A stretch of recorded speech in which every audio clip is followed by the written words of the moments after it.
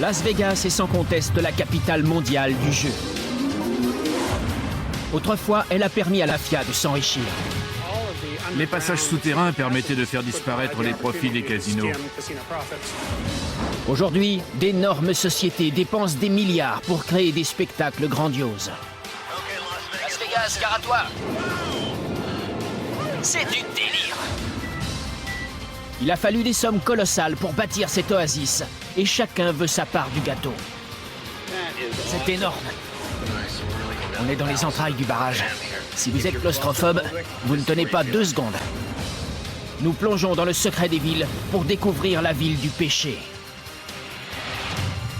Las Vegas.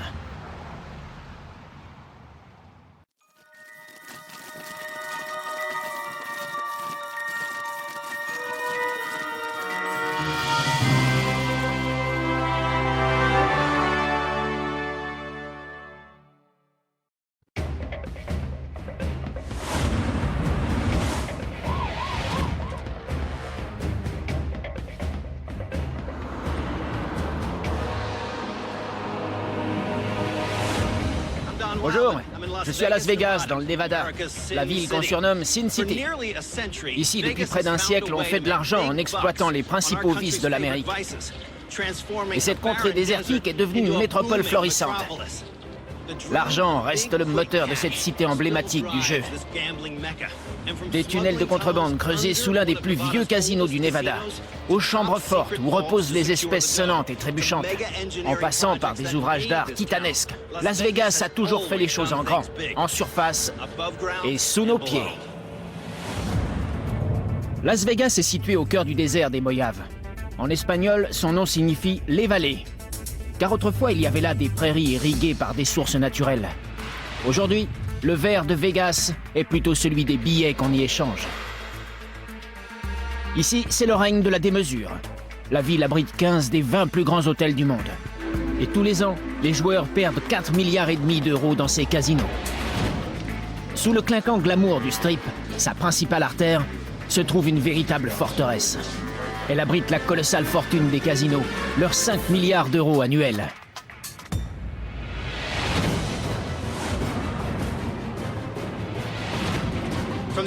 Dès la naissance de la ville, les joueurs, les escrocs, les tricheurs et même les employés des casinos ont cherché le moyen de déjouer les probabilités en trouvant la faille dans le système. Les établissements s'en protègent en dépensant plusieurs milliards par an pour leur sécurité. Ils mettent en place des contre-mesures tout aussi ingénieuses que les ruses des arnaqueurs les plus habiles. Les casinos de Las Vegas sont sous surveillance 24 heures sur 24, avec des réseaux de caméras et des chambres fortes hyper sécurisées cachées sous terre. Des techniques musclées à la technologie dernier cri, la sécurité des casinos a évolué au fil des décennies. Je suis allé au point de rencontre du vieux Vegas et des gadgets high-tech du 21e siècle. Le casino Fitzgerald est l'un des plus anciens établissements de Fremont Street. La partie du centre-ville qu'on nommait autrefois Glitter Gulch, littéralement le ravin aux paillettes. J'ai rendez-vous avec John Fiato, le directeur de la sécurité du Fitzgerald. Il travaille à Las Vegas depuis 25 ans et sait qu'il est capital d'apprendre à battre les tricheurs pour ne pas perdre un seul centime. On va suivre la sécurité jusqu'à la salle de comptage. Dès notre arrivée, on suit l'exécution d'un rituel parfaitement huilé. Le remplacement de toutes les boîtes pleines par des vides. Un parcours qui se termine dans les chambres fortes souterraines, rarement montrées à la télévision. Qu'est-ce qu'il fait là?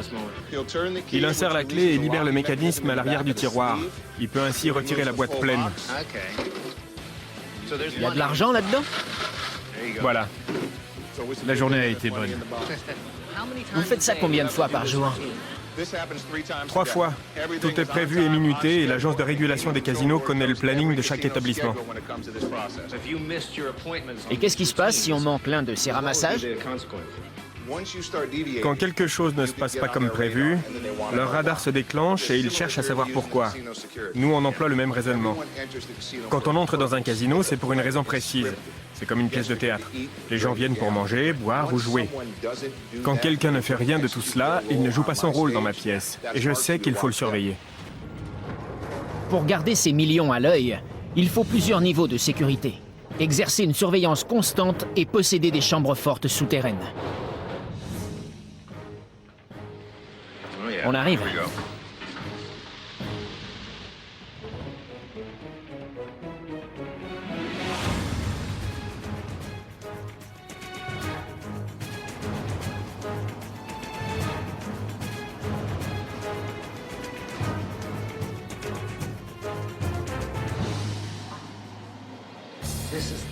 On est au sous-sol. Le casino est juste au-dessus de nos têtes. On va entrer dans la seconde salle de comptage des pièces. Tout ce qui a été prélevé dans le casino aboutit ici. Les équipes se relaient toute la journée là-dedans. On voit bien les niveaux successifs de sécurité pour pénétrer dans cet endroit. Cette chambre forte est rarement montrée à la télévision. On y effectue le comptage des pièces et des jetons.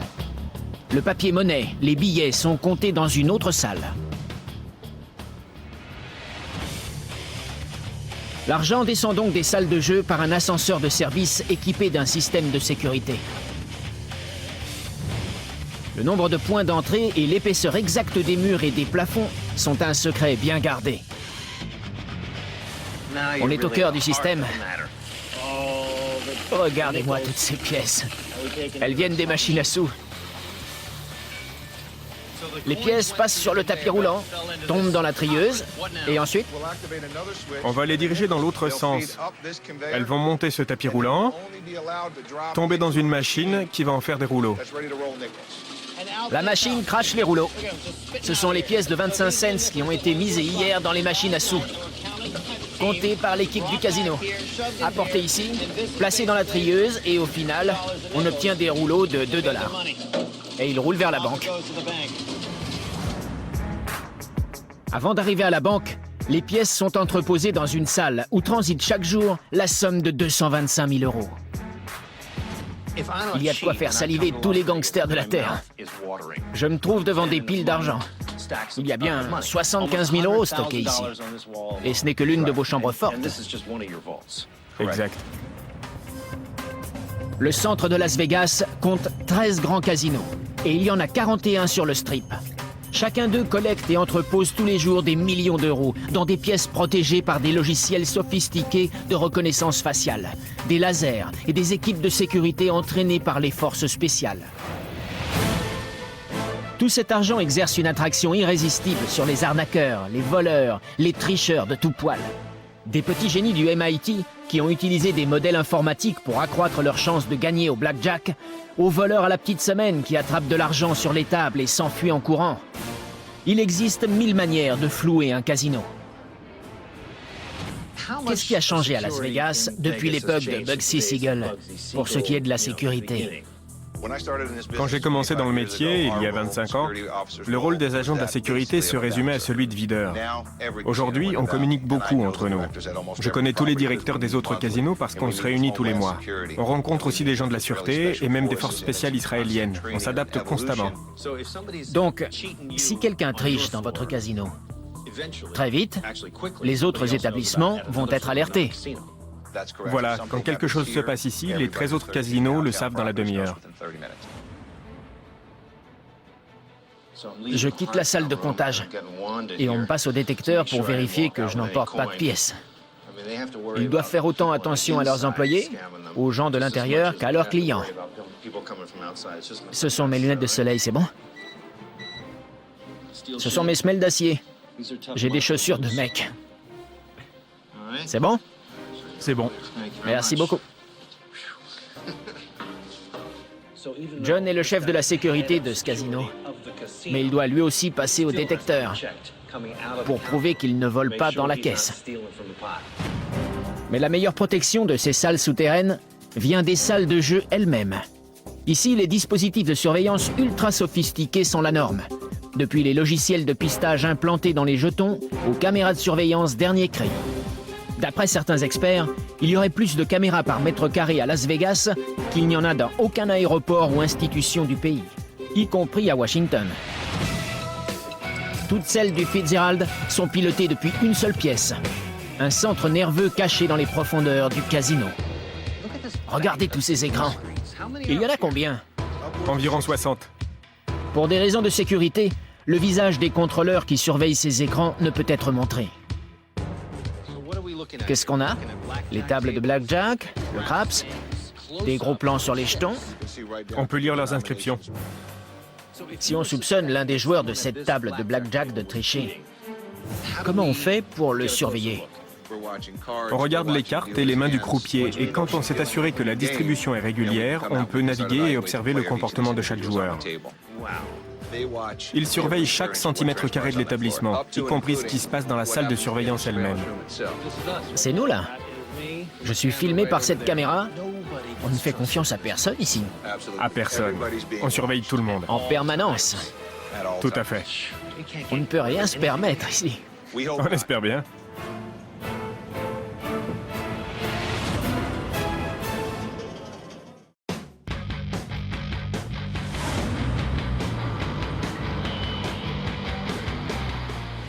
Dans les années 1900, Las Vegas ressemblait beaucoup à cela.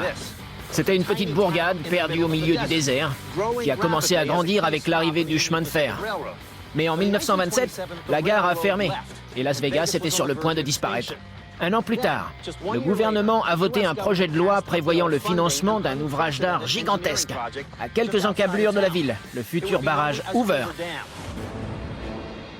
C'est un projet titanesque et plutôt risqué.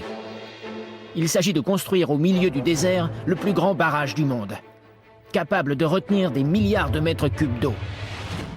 Quand sa construction commence en 1930, plus de 42 000 hommes se portent candidats aux 5 000 postes disponibles.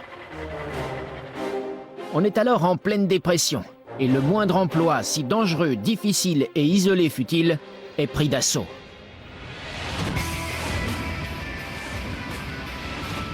Je me dirige vers le barrage Hoover. Lors de sa construction au début des années 30, le gouvernement a logé les milliers d'ouvriers du chantier dans une cité ouvrière flambant neuve, appelée Boulder City.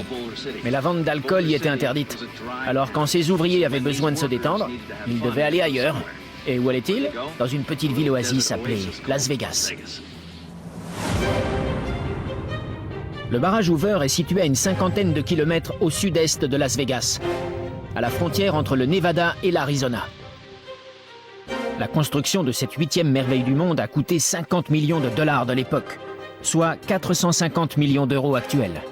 Et on a utilisé assez de béton pour construire une route de 6 mètres de large qui relierait San Francisco à New York.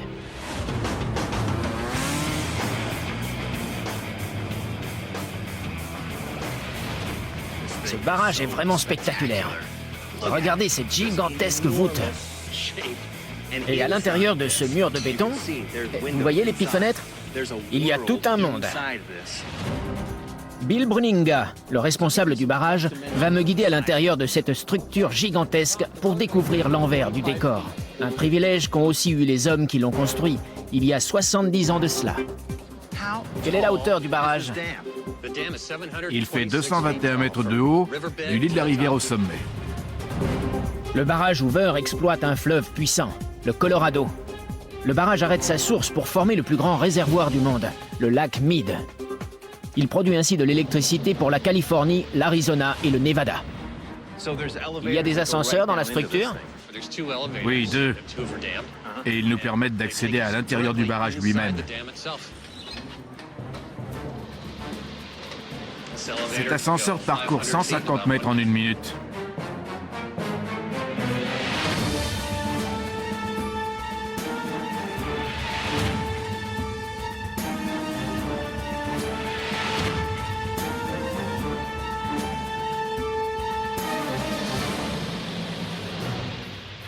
Nous n'avons mis que quelques secondes à parcourir la moitié de la hauteur.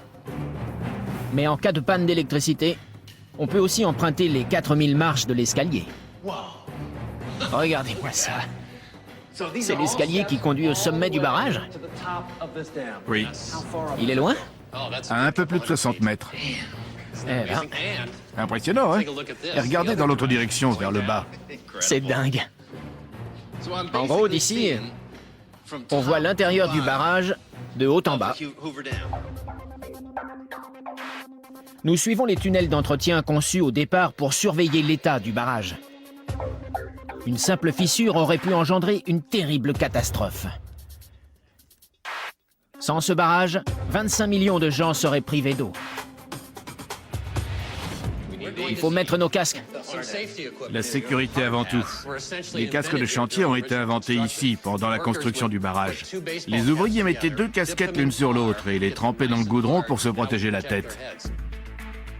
Au plus fort du chantier, 5000 ouvriers travaillent ici en 3-8, bravant une température de 48 degrés et les chutes de matériaux, sans véritable équipement de sécurité. Regardez ça. Ce sont les trous creusés pour les explosifs. On plaçait les bâtons de dynamite dans ces ouvertures. Il y en a partout. L'explosion de dynamite libère souvent du monoxyde de carbone, un gaz mortel. La seule mesure prise pour la sécurité des ouvriers, ce sont les chasseurs. Des hommes qui traversent les galeries en courant toutes les 12 minutes pour évacuer ceux qui se sont évanouis. Et parfois, ils ne sont pas assez rapides.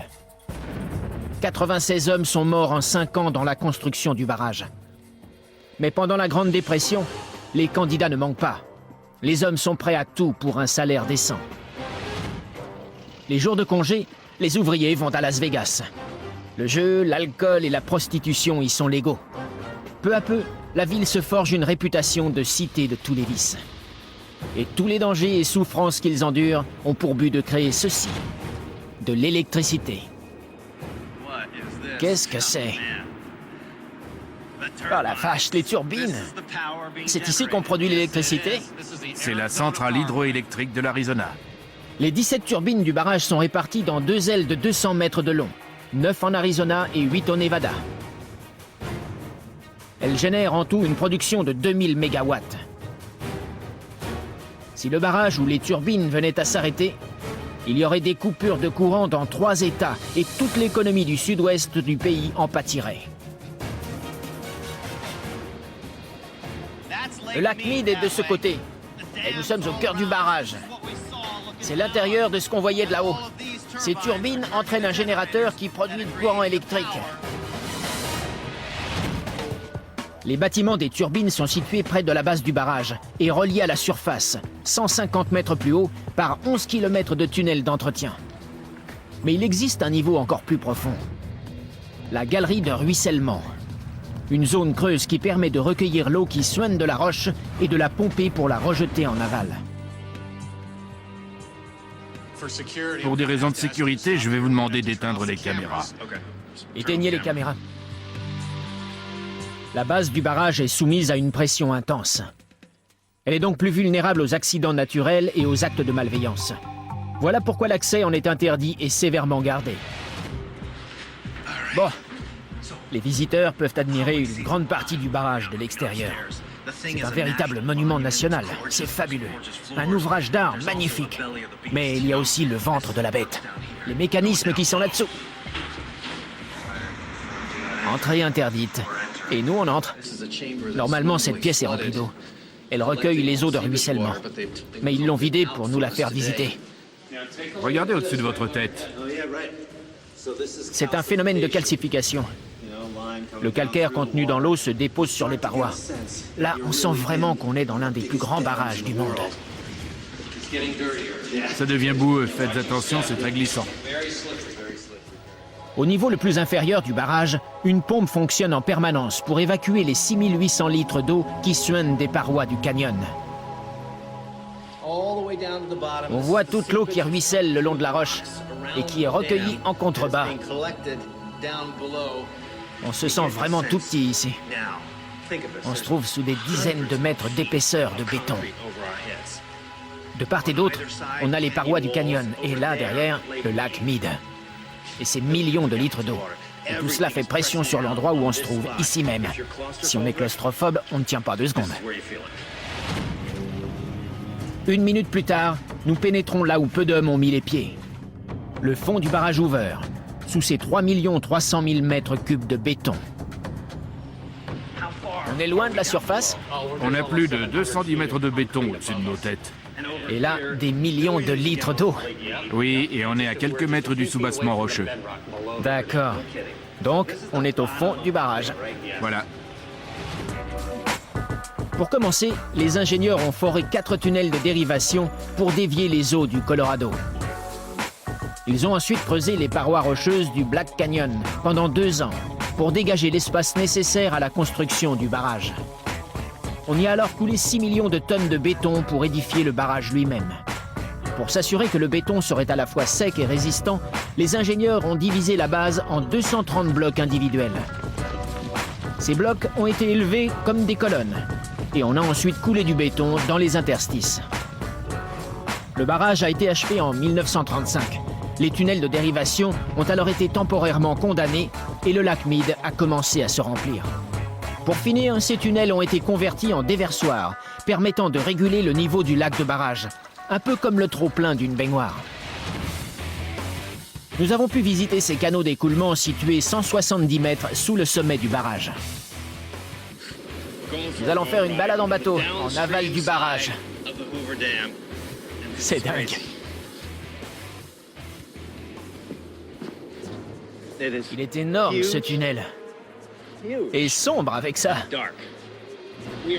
Nous sommes derrière les parois du canyon, dans un tunnel de 15 mètres de diamètre. Ces immenses galeries sont encore aujourd'hui indispensables. Si le niveau du lac Mead monte trop et qu'on veut évacuer cet excès d'eau, celle-ci s'engouffre dans ce tunnel et se précipite vers l'aval. Et si on se trouve là à ce moment-là, on est projeté direct au Mexique. On voit la lumière du jour. Tout à fait. C'est vraiment énorme. C'est génial. Alors regardez, on voit la lumière du jour là-haut. Le lac Mead est juste derrière. C'est ici que l'eau s'écoule pour réguler le niveau du réservoir. Nous marchons sur du béton des années 30, un témoignage du génie de cette époque. C'est ce genre d'ouvrage d'art qui a fait la grandeur de l'Amérique. Des projets ambitieux comme celui-ci. Ce n'est qu'une petite partie du barrage. Et regardez, c'est immense. Ça dépasse l'imagination.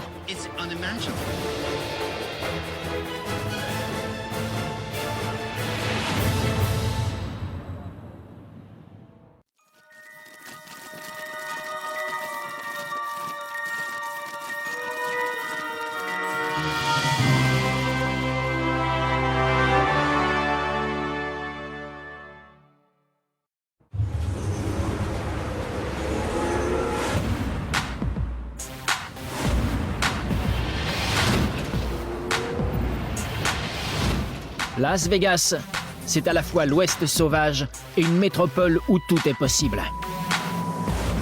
Dès lors, on comprend que la pègre ait voulu mettre la main dessus. Mais dans l'Ouest, les activités criminelles ne se cantonnent pas à Las Vegas. Elles s'installent aussi dans des montagnes isolées du nord du Nevada. L'hôtel casino de Cal Neva est situé sur les rives du lac Tahoe, dans la Sierra Nevada. Je vais retrouver Bill Eddington, un spécialiste du jeu au Nevada. Il va me faire visiter l'endroit. Bâti en 1926, le Cal Neva est à cheval sur la Californie et le Nevada.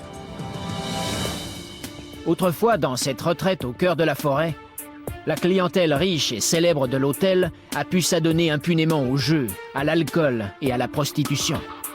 Tout cela grâce à un réseau secret de galeries souterraines conçu par des gangsters. En fait, la région de Reno était un peu un terrain d'essai pour la pègre au Nevada. On a eu des mafieux, mais c'était des gens du coin. Ils n'appartenaient pas aux grandes familles de Chicago ou de New York.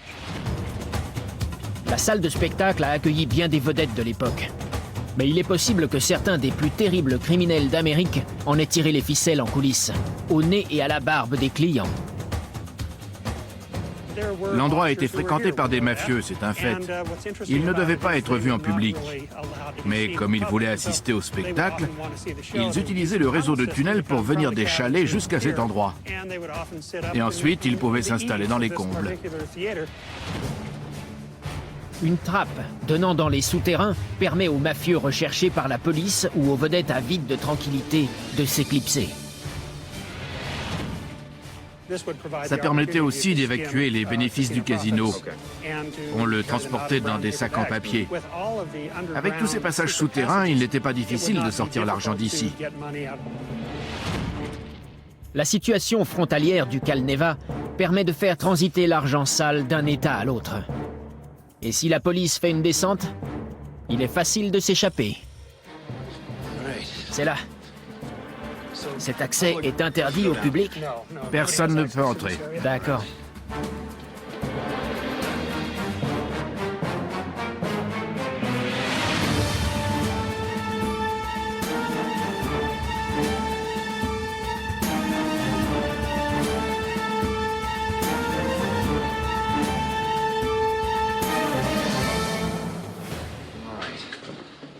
Nous sommes sous l'hôtel Calneva. Et tout ça, ce sont les tunnels d'un immense bar clandestin de l'époque. C'est un vaste réseau de galeries qui part dans toutes les directions. Et regardez jusqu'où ça va. C'est immense. En tout, 100 mètres de tunnels secrets parcourent le Calneva. Ils partent du bâtiment principal et se séparent pour rejoindre les différents chalets. Leurs occupants peuvent ainsi à tout moment quitter l'hôtel sans être vus. À l'époque, pendant la Prohibition, ces tunnels servent de dépôt d'alcool clandestin. Mais lorsque la mafia s'installe ici, elle y cache ses opérations illégales et même certaines vedettes de ses amis. Depuis que le jeu est devenu légal dans le Nevada en 1931, la pègre tente de faire main basse sur ce marché juteux. Tous les mafieux du pays veulent une part du gâteau des casinos, attirés par ce flot d'argent liquide facile à dissimuler aux impôts. Boxy Siegel possède déjà le Flamingo de Las Vegas, lorsqu'un autre illustre membre de la pègre s'intéresse à cet endroit. Sam Giancana était le chef d'une des grandes familles du crime organisé de Chicago. Un grand ponte. Absolument. Il aurait commandité les meurtres de 200 personnes. Le principal obstacle, c'est le livre noir de la commission du jeu du Nevada. Une liste d'indésirables qui ne sont pas autorisés à entrer dans un casino, et encore moins à en posséder un. Ceux-ci ont donc besoin d'hommes de paille. Et plus ils sont respectables, mieux c'est. C'était courant dans le pays, ce genre de partenariat secret. Les membres de la pègre restaient dans l'ombre et trouvaient quelqu'un pour leur servir d'alibi. Oui, c'est ce qui se faisait. L'un de ses propriétaires connus et respectables du Calneva n'est autre que Frank Sinatra. L'acteur est alors réputé proche de la mafia. Et le FBI rédige un dossier de 2000 pages qui montre ses liens avec des gangsters notoires, comme Carlo Gambino et Sam Giancana. Frank Sinatra attire au Calneva des grands noms du show business, comme ses amis du Rat Pack, Marilyn Monroe et peut-être même John Fitzgerald Kennedy. Et tout ce qui se passe dans ces tunnels, affaires criminelles ou liaisons secrètes, ne sort pas d'ici. Ces briques datent des années 60, donc de l'époque de Sinatra. Il a fait creuser ce tunnel, puis abattre un mur, pour relier ce réseau à l'entrepôt qui servait à stocker de l'alcool de contrebande pendant la Prohibition. Il a tiré parti de cette ouverture pour conduire aux chalets qui sont à l'extérieur. C'est l'entrée du monde souterrain de Frank Sinatra.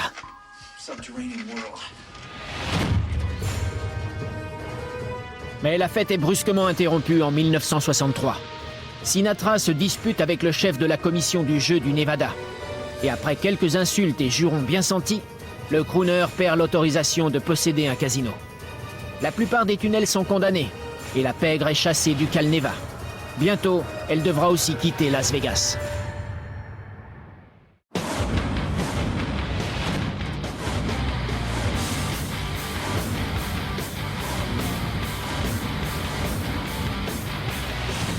Las Vegas a beau être situé en bordure du désert des Mojaves, l'un des lieux les plus inhospitaliers au monde.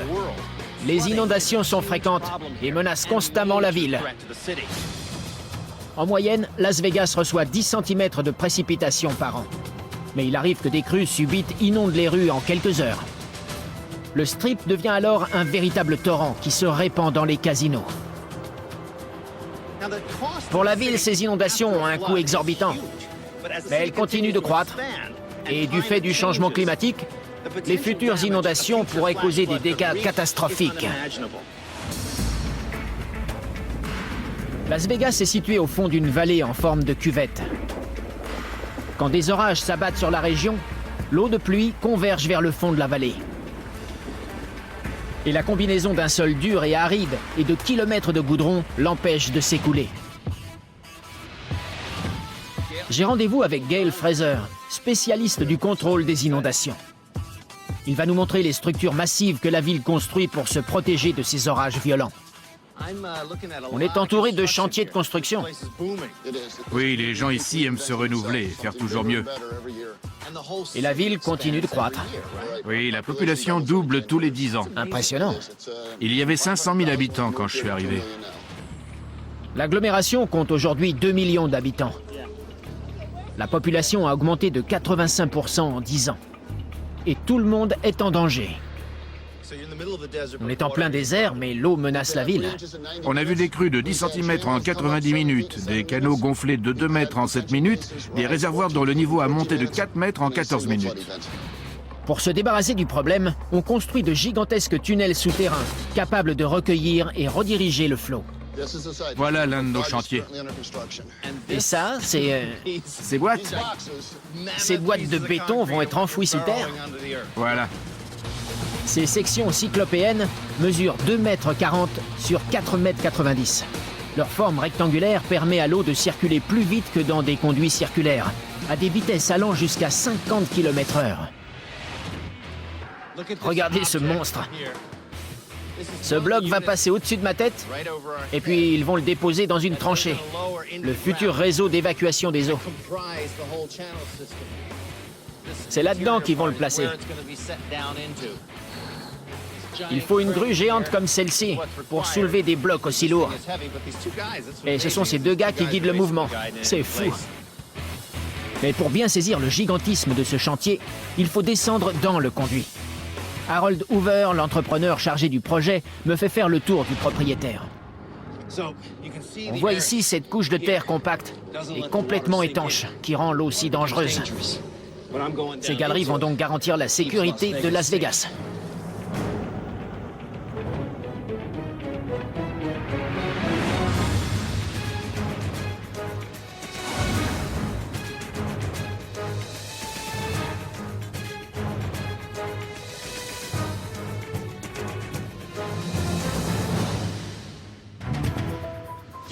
Il est géant ce tunnel. À quelle profondeur sommes-nous? 1,50 m au haut du tunnel et 4,50 m en bas. Au-dessus de nos têtes, il y a les rues de Las Vegas et les passants n'ont aucune idée de ce qui se trouve sous leurs pieds. Non, les voitures circulent normalement. C'est dingue. On est loin du strip, À une vingtaine de kilomètres. mais ce qu'on fait ici a un impact sur le strip. Sans cette structure, il peut être submergé. En 1975, un torrent d'eau s'abat sur la ville et se déverse dans le strip. Les autorités craignent alors qu'une seconde crue de ce type ne soit fatale à l'économie de la ville. Elles mettent donc sur pied un projet de 3,2 milliards d'euros afin de protéger leur principal atout, l'afflux d'argent contre un terrible afflux d'eau. D'ici, on se rend compte du gigantisme de ce chantier. Chacune de ces boîtes est assez grande pour contenir un énorme volume d'eau. Et en plus, il y en a des centaines, collées les unes aux autres, à perte de vue. Le tunnel dans lequel je me trouve appartient à un gigantesque réseau long de 720 km. Et on prévoit d'en construire encore autant. Parti d'un simple tunnel, ce réseau s'est mué en une véritable toile d'araignée à mesure que la population de la ville explosait. Ces canalisations, faites de milliers de boîtes de béton encastrées, évacuent l'eau de pluie vers 75 immenses bassins, d'une taille moyenne d'une trentaine de terrains de football. Cette eau s'écoule ensuite peu à peu vers le lac Mead. Combien de tunnels y a-t-il en tout? Je dirais qu'il y en a à peu près 500. Et ils mesurent entre 60 mètres et plusieurs kilomètres. Le tunnel dans lequel nous marchons est en pleine construction. À la fin de la journée, 15 nouvelles sections auront été mises en place. Chacune d'entre elles pèse près de 7 tonnes. Mais en dépit de leur taille, elles s'emboîtent parfaitement grâce à un assemblage de type rainure et languette. Louis, descends la boîte! La grue va déplacer l'une de ces boîtes. Elle vient vers nous. Il faut qu'on sorte de là, non? La boîte va venir se placer juste devant nous et remplir parfaitement cet espace. C'est bon? Dès que la grue a déposé la section de béton, les ouvriers appliquent un enduit d'étanchéité à la jointure des boîtes. Il s'est mis en place comme par magie. On va la soulever un peu et le bulldozer va la pousser. Ça y est, elle est en place. C'est fait. Et au bout du compte, ça va former un tunnel. Exactement.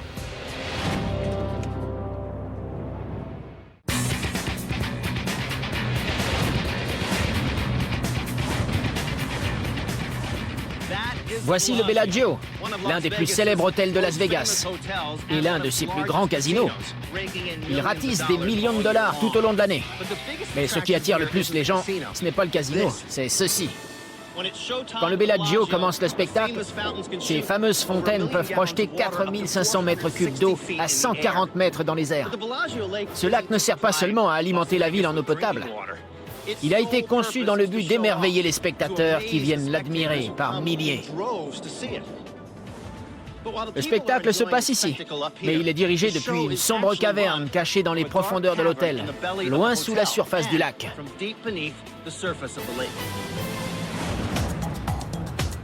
L'immeuble du Bellagio et ses 36 étages sont situés à l'extrémité nord du Strip. L'hôtel Casino a ouvert en 1998 et coûté plus de 1,2 milliard d'euros. Sa principale attraction est sans conteste ses jeux d'eau. Ce show spectaculaire est orchestré depuis une zone souterraine surnommée la Batcave, comme la grotte secrète de Batman. Avant le premier spectacle de la journée, nous avons pu avoir un aperçu de l'intérieur de la fontaine. Ces immenses hôtels sont vraiment impressionnants. J'ai rendez-vous avec Gene Bowling, le responsable des fontaines du Bellagio. Il va me dévoiler leur fonctionnement. Bonjour, ça va? Bien et vous? Très bien, Attendez de voir ce qu'il y a au sous-sol. je vous suis. C'est parti.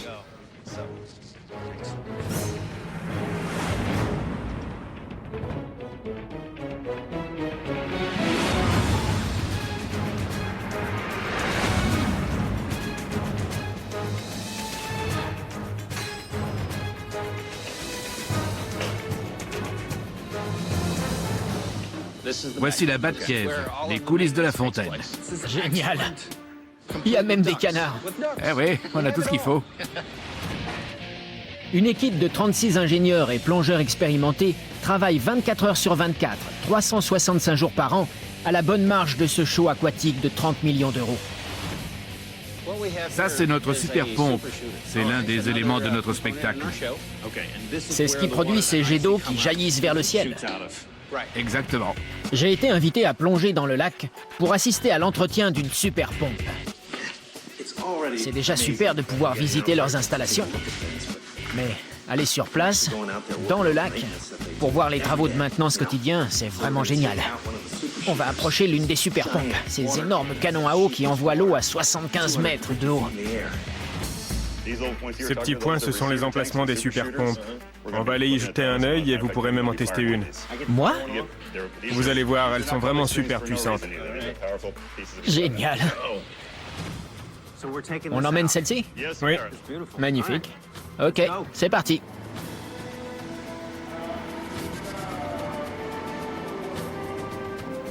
C'est dingue à quel point ça ressemble à un vrai lac. C'est immense. Le lac du Bellagio mesure 3 hectares et demi et contient 100 000 mètres cubes d'eau, l'équivalent de 35 piscines olympiques. Je commence à voir apparaître les différentes installations sous la surface. L'eau est profonde? La zone la plus profonde fait 4,10 m afin de masquer l'équipement qui mesure jusqu'à 3,60 m de haut. Il faut qu'il soit complètement immergé. On est en plein désert, au milieu d'un lac de 3 hectares. C'est déjà assez délirant en soi. Mais en plus, tous ces éléments ont besoin d'être entretenus. C'est une opération d'envergure et je vais plonger pour y assister.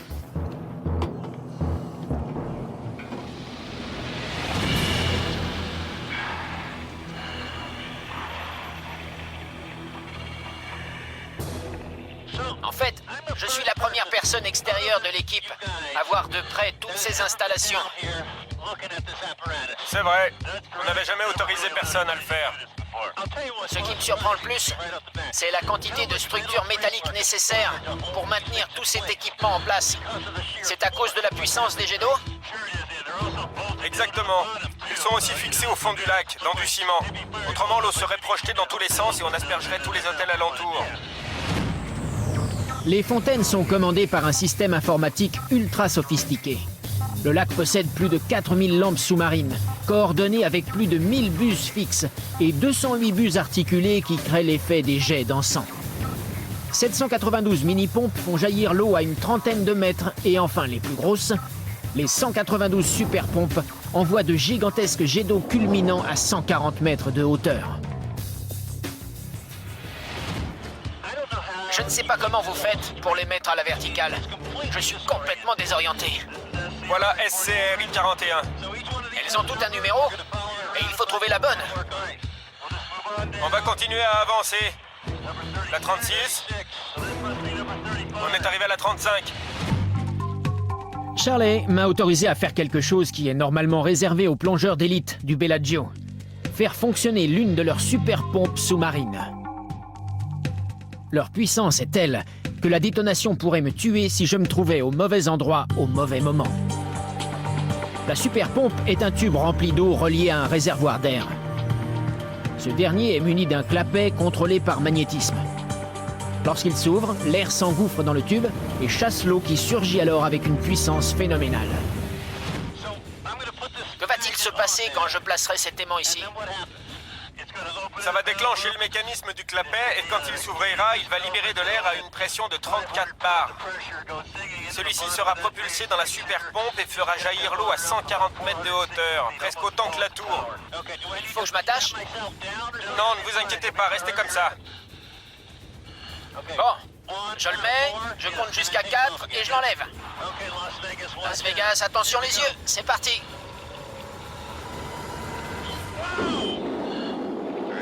3, 4, je l'enlève. Waouh, Et voilà. c'était énorme.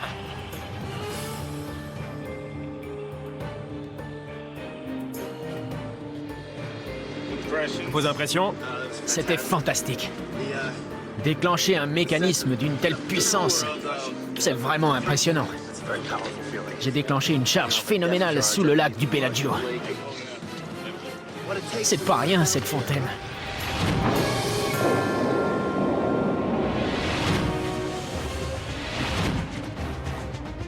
Des spectacles grandioses agrémentant le strip. Aux techniques de surveillance ultra sophistiquées, Las Vegas reste fidèle à sa devise. Pour gagner de l'argent, il faut en dépenser. Ce mirage de béton et de lumière isolé en plein désert a été construit à la fois par des personnes louches et de brillants ingénieurs. Ils ont une chose en commun. Leur chef-d'œuvre se trouve sous les rues de la ville.